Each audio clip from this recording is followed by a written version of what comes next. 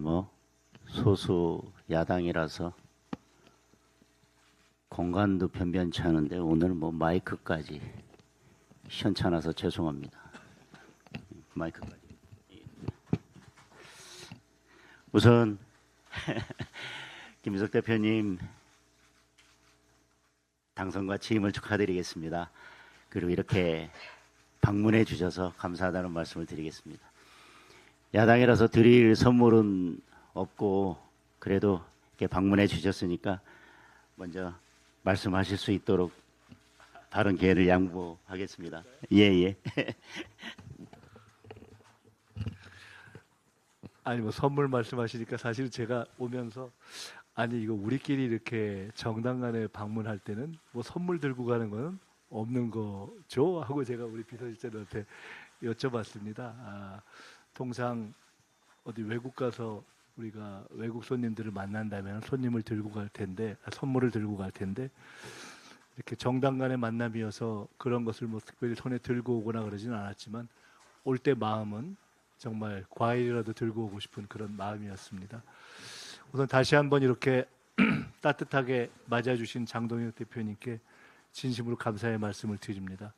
장 대표님을 찾아서 이렇게 인사를 드리러 온 것이 이 방만 벌써 두 번째인 것 같습니다. 제가 총리로서 왔었고 그때도 아주 따뜻하게 맞아주신 것을 기억하고 있습니다. 장동혁 대표님을 저는 좋아합니다. 실제로 좋아합니다. 지금 현재 한국 정치에 있어서는 제가 오면서 생각을 했는데 어떤 의미에서는 필수 불가결한이라는 뜻의 의미를 갖고 있는 필수적인 리더가 아니신가라는 생각이 듭니다.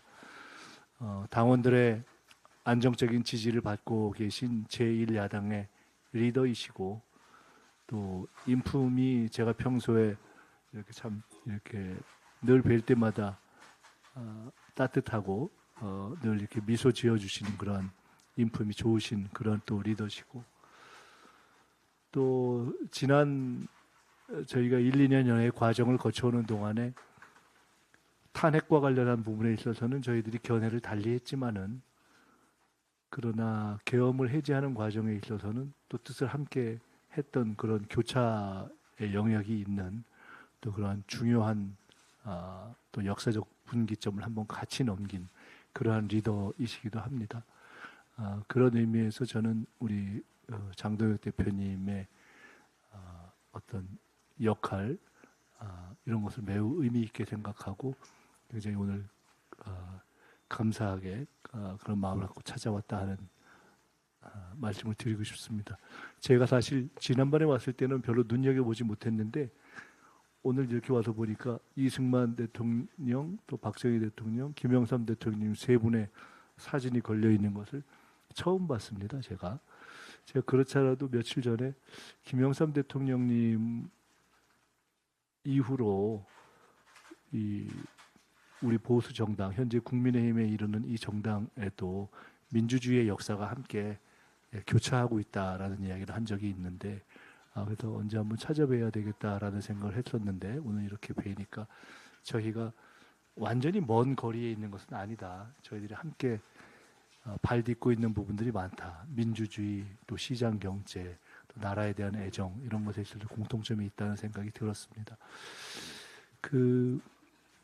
저는 여기 오면서 두 가지 생각을 했습니다. 하나는 우리 장동혁 대표님과 끊어지지 않는 대화의 다리를 놓고 싶다 하는 생각을 했습니다. 어떻게 보면은 대한민국에서 정치가 지속되는 한 가장 마지막까지 대화의 끈을 놓지 않아야 될 두 사람이 있다면 장 대표님하고 제가 아닌가 생각을 합니다. 어떤 경우에도 심지어 뭐 전쟁을 해도 상대방 간의 대화가 있다 이렇게 얘기하는데 우리는 그런 전쟁을 하는 상대도 아니고 한 나라 안에서 여와 야의 관계로 함께 다른 정견을 가지고 애국하고 있는 것이기 때문에 저는 다른 모든 정치적 대화의 끈이 끊어져도 우리 장 대표님과 저는 대화할 수 있는 그런 관계를 남겨야 한다는 생각을 가지고 전 어떤 그런 마음을 가지고 오늘 뵙고 앞으로도 계속 하겠습니다. 끊어지지 않는 대화의 다리를 이어갔으면 좋겠습니다. 또 하나 든 생각은 그 대화의 다리가 가급적 자주 만나는 것이 좋겠다. 자주 이어지는 것이 좋겠는데 이것이 통상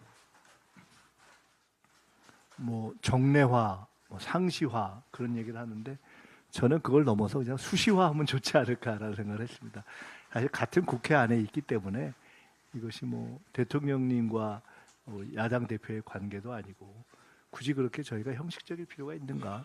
필요할 때는 언제든지 서로 만나기도 하고 전화도 하고 그렇게 하는 수시로 소통할 수 있는 그런 관계이면 좋겠다. 저는 그런 마음으로 우리 장 대표님을 찾아뵙다 하는 말씀을 드립니다. 장 대표님께서 이렇게 맞아주셔서 다시 한번 감사한다는 말씀을 드리고요.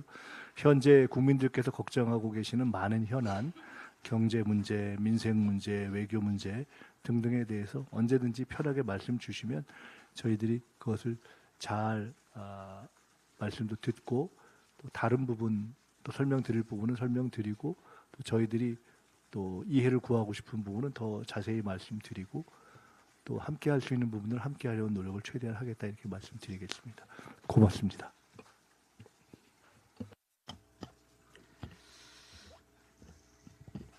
우리 김인석 대표님 다시 한번 축하드리고 방문에 대해서 다시 한번 감사드립니다. 총리도 경험하셨기 때문에 그런 국정 운영 경험이 또 여당 대표로서 대통령의 국정 운영을 지원하고 돕는 역할을 하는데 많은 도움이 되리라고 생각합니다. 그러면서 국회는 또 본연의 기능이 행정부를 견제하는 기능도 가지고 있습니다.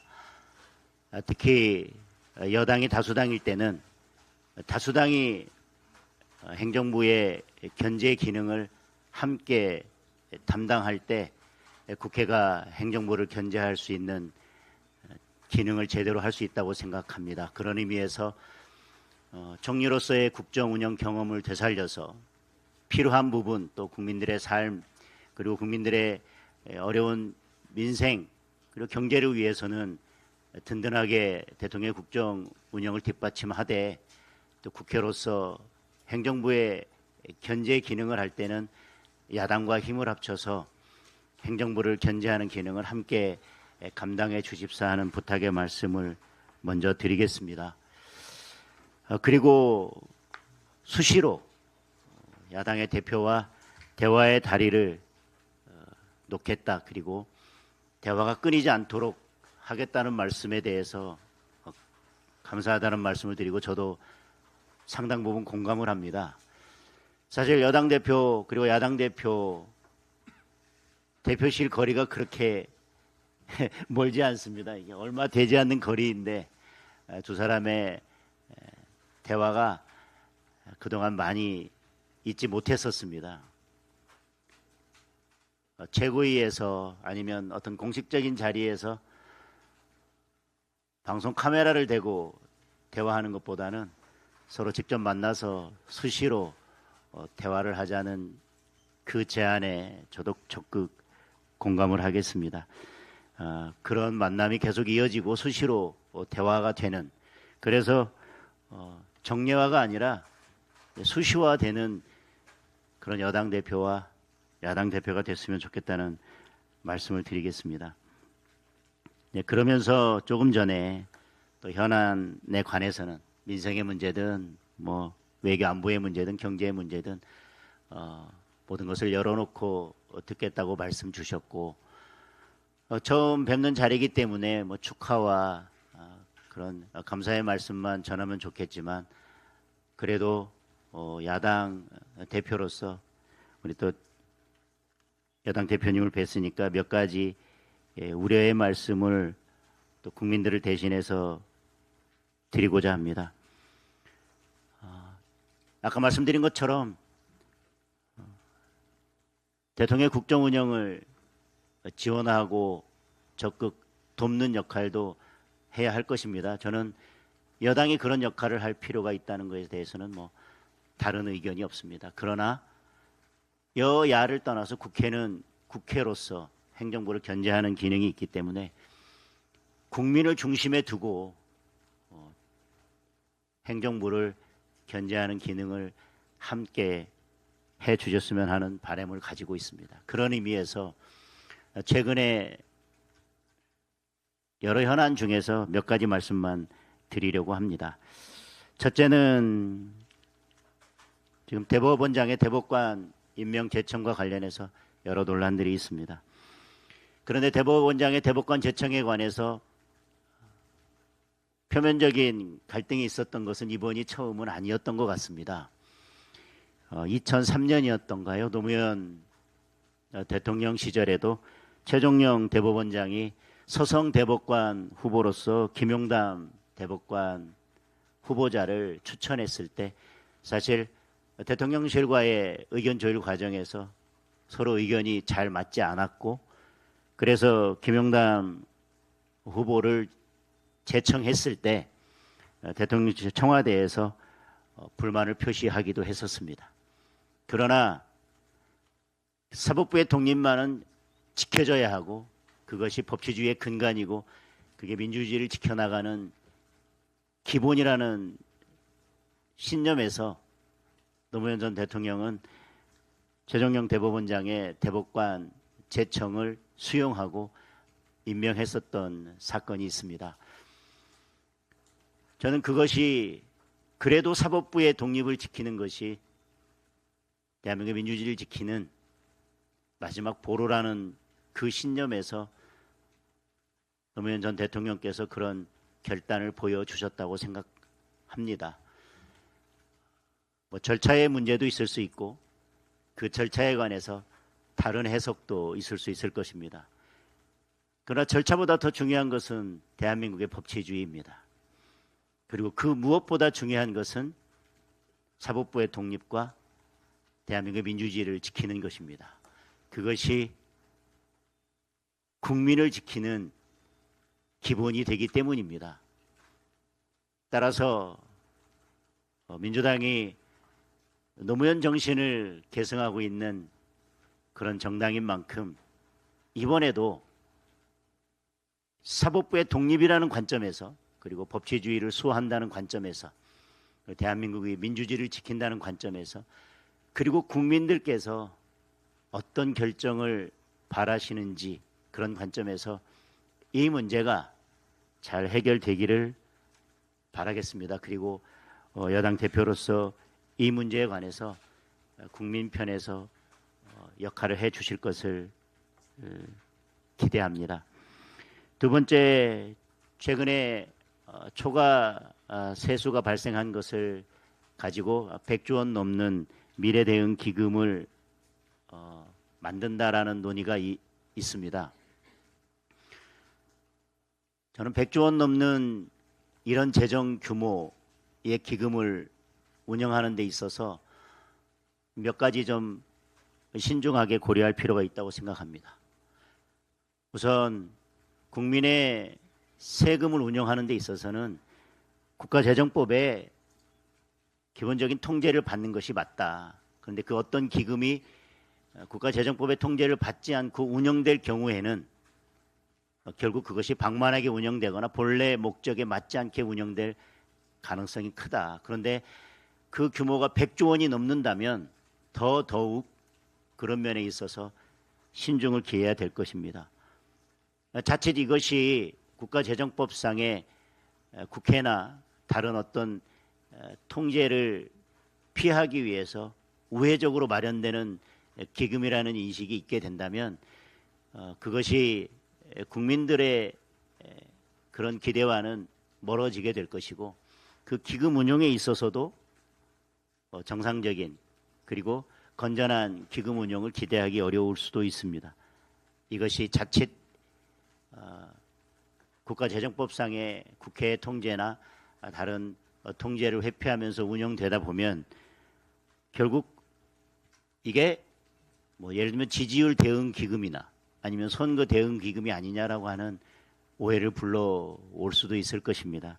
그래서 이번 초과 세수가 발생한다면 우선은 그것은 부채를 갚는 데 우선적으로 사용할 부분이 있을 것이고, 저는 제안 드리는 것이 우선 기금에 대한 논의를 하기 전에 초과 세수의 50% 정도는 우리 중산층과 서민을 위한 자금으로 사용하고, 또 청년을 위해서 지금 이 자금을 사용하겠다라는 어떤 큰 목표를 가지고 이 초과 세수 중에 50%를 중산층과 자영업자나 서민이나 청년을 위해서 사용할 수 있는 그런 방안을 마련해서 여야가 이 부분에 대해서 먼저 논의를 하는 게 우선이 아닐까. 지금 청년, 자영업자, 서민, 중산층이 너무너무 어렵습니다.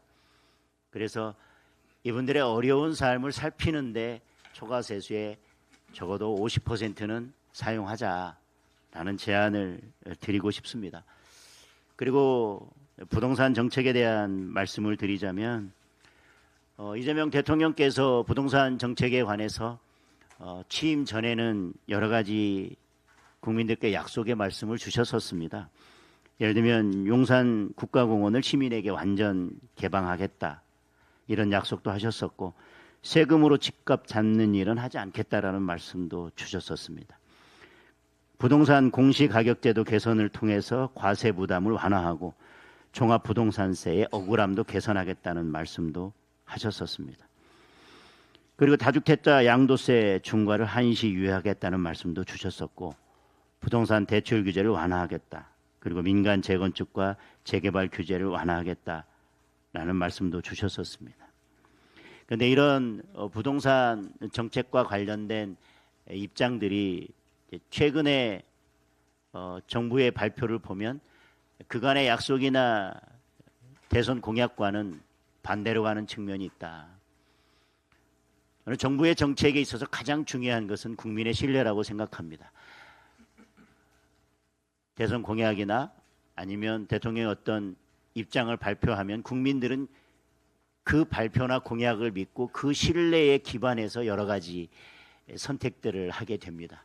그런데 그것들이 바뀌거나 뒤집힐 때는 국민들에게는 예상할 수 없는 손해와 피해가 발생하게 되는데, 그것이 자산의 대부분을 차지하는 주택이라면 더더욱 그럴 것이라고 생각이 됩니다.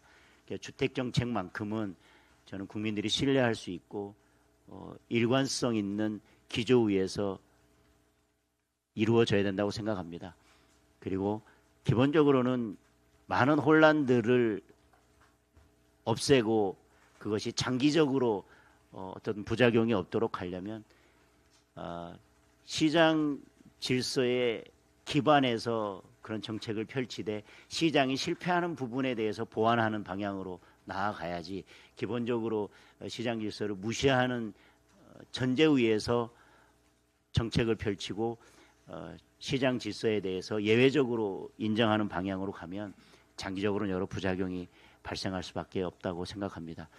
뭐 아쉬운 점은 여전히 남아있지만 그래도 어제 거기 당정에서 부동산 정책에 대해서 조금 변화된 입장을 보여주신 거에 대해서는 우선 환영의 입장을 말씀드리고 환영한다는 말씀을 드리고, 앞으로도 어떤 정책이 발표됐을 때 국민들께서 그에 대해서 수용할 수 없다거나 또 많은 부작용이 예상된다면 그에 대해서는 또 과감하게 정책 방향을 선회하는 그런 용기 있는 결단도 보여주셨으면 좋겠습니다. 여러 말씀 드릴 수 있겠지만 앞으로 말씀하신 것처럼 대화의 다리가 끊어지지 않도록 이렇게 수시로 뵙고 현안에 대해서 머리를 맞대고 논의할 수 있는 자리가 계속 이어질 수 있기를 기대하겠습니다. 제가 아주 짧게 주신 말씀 간단히 몇 가지만 좀 말씀드리겠습니다. 우선 수시로 대화하는 관계를 갖자라는 말씀으로 화답을 저도 말씀드렸는데 해주셔서 너무 감사합니다. 그리고 어제 저희가 고위당정하면서 부동산에 대한 약간의 이제 방향을 보완하려는 노력을 했는데 그에 대해서도 또 환영의 평가를 해주신 것도 굉장히 감사드립니다. 아까 우리 대표님 말씀하셨지만은 카메라 앞에서 저희들이 각 정당의 대표로서 발언을 해야 될 때가 있는데 그때도 저희들이 카메라 없이 이렇게 얼굴 보고 만날 때를 생각해서 미사일을 쏴도 좋고 부드럽게 서로를 향해서 쏘는 것이 좋겠구나 하는 생각을 제가 하게 됐습니다. 세 가지 말씀을 주셨는데요. 첫 번째로 그 대법원장 문제에 대해서는 노무현 대통령님 때 말씀을 주시면서 절차에 문제가 있었지만은 사법 어떤 또는 법치 전체 차원에서 수용했던 노 대통령님의 결단을 좀 감안하는 것이 좋지 않냐라는 말씀을 주셨습니다. 그것은 한편으로는 그러한 정치적 결단을 요청하신 것이고 또 한편으로는 절차상의 문제가 있었던 것은 맞기는 맞는 것 같다라는 또 그런 맥락을 또 이렇게 담아주신 것 같습니다. 그것을 저희들이 잘 감안하겠습니다. 20여 년 전의 일인데 20여 년이 지난 상황에서는 이제는 사실은 어느 한쪽의 결단이 아니라 전체적인 절차를 포함한 모든 수준이 정상화돼야 된다라는 차원에서의 저희들이 접근을 하고 있다라는 말씀을 드리겠습니다. 두 번째로 미래대응기금에 대한 말씀은 전적으로 공감이 가는 부분이 많습니다. 국회에 몸을 담고 있기 때문에 여와 야를 떠나서 국가재정에 대한 투명한 통제와 그 방향에 대한 국민적 합의라는 원칙 위에 서야 한다라는 점에 있어서 전적으로 공감하고요. 중산층, 서민, 청년 또 어려운 이들의 향해서 쓰여져야 된다는 것도 전적으로 공감합니다. 그렇게 하는 것에 무엇을 먼저 쓰는 것이 효율적인 방법인가에 대한 방법론의 차이가 있는 것인데 그 방법론 문제에 대해서도 저희들이 토론을 더 하고 국민적인 어떤 토론을 거치는 것이 좋겠다는 생각을 저도 하기 때문에 그에 대해서도 충분히 국회에서도 토론하고 그렇게 노력을 하겠습니다. 부동산 문제에 대해서 기존의 생각이라든가 이야기했던 것과 달리 바뀌는 것이 아닌가라고 국민들이 생각할 수 있는 대목에 대해서 그런 부분은 기존의 국민들께서 대선 때 선택해 주셨던 기조를 잘 지켜라 하는 말씀을 주신 것으로 이해하고 저희들이 크게 집값을 세금으로 접근하지 않고 또 시장을 최대한 존중하면서 시장의 어떤 실패를 보완하는 방식으로 가는 것을 기본으로 하는 전제 위에서 계속 노력하겠다는 말씀을 드립니다. 하나만 더 말씀드리고 싶은 것은 저는 개인적으로 여와 야, 진보와 보수를 떠나서 이 부동산 문제에 대해서 지난 몇십 년간 서로 다 아쉬움의 축적을 통해 온 면이 있기 때문에 앞으로 부동산 정책에 대해서 여야 국민들이 함께하는 그런 어떤 주거에 대한 좀 공통의 토론의 틀을 저희들이 만들어가면 좀 좋겠다. 우리 대표님 계실 때 제가 또 여당 대표로 있을 때 여야 간에 부동산 문제에 대해서만큼은 마치 외교를 초당적으로 하는 것처럼 부동산 문제도 초당적으로 논의하는 그런 틀을 만들기 위해서 저도 한번 고민을 더 해보겠습니다. 지금 대표 연설을 앞두고도 저도 그런 고민을 하고 있는데 주신 말씀을 잘 새겨서 그런 고민을 함께 하겠다고 말씀드리겠습니다. 다시 한번 오늘 이렇게 말씀 주신 것 감사드립니다. 예, 뭐 처음 뵙는 자리에서 우리가 논란을 할 건 아닌데 그래도 오해가 있어서는 안 되기 때문에 마지막으로 이렇게 첨언을 드리면 대법원장의 대법관 제청에 관해서는 저는 제가 국회의원 되기 전에 법원에서 몸담았었고 사법부 독립에 대한 여러 생각들을 가지고 있고 또 대법원장의 대법관 제청권에 대해서 저 나름대로의 생각을 가지고 있습니다. 제가 절차적 문제라고 말씀드렸던 것은 우리가 지금 절차에 천착해서 이런 논의를 계속하고 문제를 삼을 것이 아니라는 취지였었고 저는 대법원장이 대법관을 제청하는 데 있어서는 헌법이 규정하고 있는 그 취지를 그대로 살리는 것이 저는 사법부의 독립을 지켜내는 것이다. 헌법상 대법원장의 제청을 규정하고 있고 그 견제에 관해서는 국회의 동의를 규정하고 있습니다. 국회에서 동의하지 않는다면 대법원장의 제청은 사실은 의미가 없습니다. 대법원장이 아무리 제청을 하더라도 국회의 동의라는 문턱을 넘어야만 합니다. 그것이 대법원장의 제청권과 또 대통령의 임명권을 견제하는 저는 국회의 기능이라고 보고 있습니다. 그리고 사법부의 독립을 위해서라면 그동안 절차적으로 여러 이전에 관행이 있었지만 저는 오히려 대통령실과 사전에 협의하거나 또는 조율을 하는 것은 적절치 않다는 것이 제 개인적인 헌법 해석이고 제 개인적인 소신입니다. 그러나 지금 기존에 조율을 해왔었다 또는 협의를 해왔었다 그 절차를 지켜야 된다 아니면 지키지 않았다 이런 논란이 있기 때문에 저는 그 부분을 절차적 문제라고 표현을 한 것이고 저는 지금 그거에 당부를 따지면서 이것이 계속 이슈가 되는 것은 적절치 않다는 측면에서 절차적 문제라고 말씀을 드렸습니다.